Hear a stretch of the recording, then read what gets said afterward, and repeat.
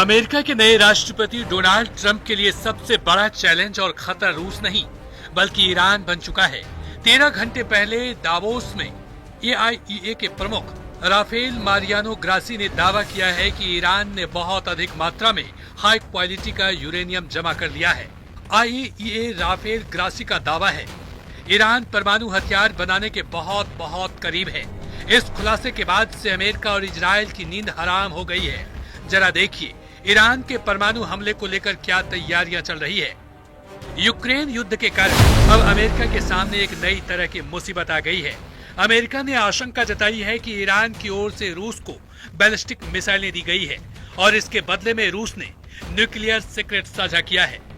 जब ईरान लंबे समय से परमाणु हथियार बनाने के लिए यूरेनियम एनरिचमेंट की प्रक्रिया में है। गार्जियन की रिपोर्ट के मुताबिक ब्रिटिश सूत्रों ने संकेत दिया है कि परमाणु टेक्नोलॉजी के लिए ईरान के रूस से संबंधों पर चिंता व्यक्त की गई। खुफिया एजेंसी को भनक लगी है कि ईरान इस वक्त अंदर ही अंदर परमाणु बम से जबरदस्त हमला करने की तैयारी में जुटा है। दावा तो यहाँ तक किया गया है कि ईरान के सुप्रीम लीडर ने कुछ चुनिंदा टॉप कमांडरों को आदेश दे दिया है कि ईरान इजराइल पर एटम बम से हमला करना चाहता है। हालात ये है कि ईरान की परमाणु तैयारी को देखते हुए PM नेतन्याहू ने एक बड़ी मीटिंग की है जिसमें यह समझने की कोशिश की गई है कि अगर ईरान इजराइल पर परमाणु बम से हमला करता है तो इजराइल ऐसी स्थिति में अपने बचाव के लिए क्या क्या कदम उठा सकता है। दावा किया जा रहा है कि ईरान लगभग 12 परमाणु बम बनाने के बेहद करीब पहुंच चुका है, जो पूरे मिडिल ईस्ट के लिए बेहद खौफनाक है, खास तौर से इजराइल के वजूद के लिए। मई 2024 में IAEA ने बताया था कि ईरान यूरेनियम को 60% तक संवर्धित करने के लिए 164 IR-6 सेफ्टी फ्यूज का इस्तेमाल कर रहा है। उस वक्त अमेरिका इजराइल के साथ साथ ब्रिटेन, फ्रांस और जर्मनी ने ईरान के 60% तक यूरेनियम के संवर्धन को बेहद गंभीर खतरा बताया था।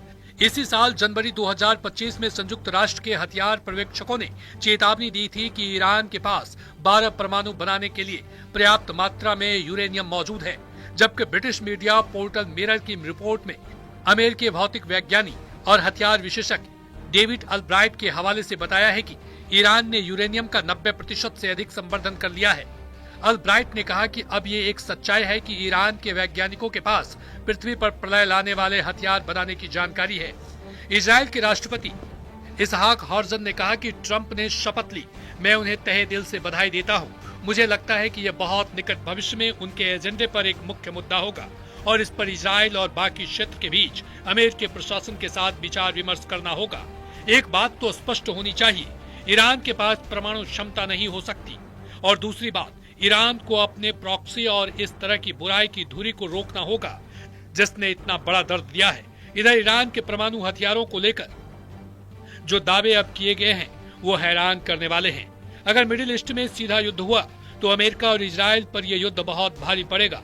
एक रिपोर्ट में दावा किया गया है कि ईरान हर महीने 5 परमाणु बम बना सकता है।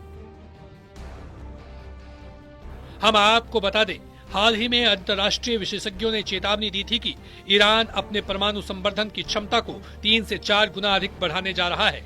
इसके लिए वो 1400 नए सेप्टिक फ्यूज अपने सबसे सुरक्षित परमाणु साइड फोर्डो में लगाने की तैयारी में था। परमाणु हथियारों के एक्सपर्ट और ISIS के अध्यक्ष डेविड अल्ब्राइट ने चेतावनी दी थी कि फोर्डो प्लांट में ईरान जबरदस्त परमाणु क्षमता हासिल कर ली है। अब वो 1 महीने के भीतर ही 5 परमाणु बमों के लिए वेपन ग्रेड यूरेनियम का प्रोडक्शन करा सकता है। हम आपको बता दें, ईरान के पास अत्यधिक संवर्धित यूरेनियम का भंडार अब JCPOA के द्वारा तय की गई सीमा से 30 गुना अधिक है, जिसने ईरान को बेशुमार एटॉमिक ताकत हासिल करने के लायक बना दिया है। अब ऐसे हालात में अंदाजा लगाया जा सकता है कि ईरान रूस और चीन की शाह पर इतने खौफनाक परमाणु तैयारी कर चुका है। निश्चित रूप से ट्रंप के लिए ये चुनौती किसी अग्निपथ से कम नहीं है।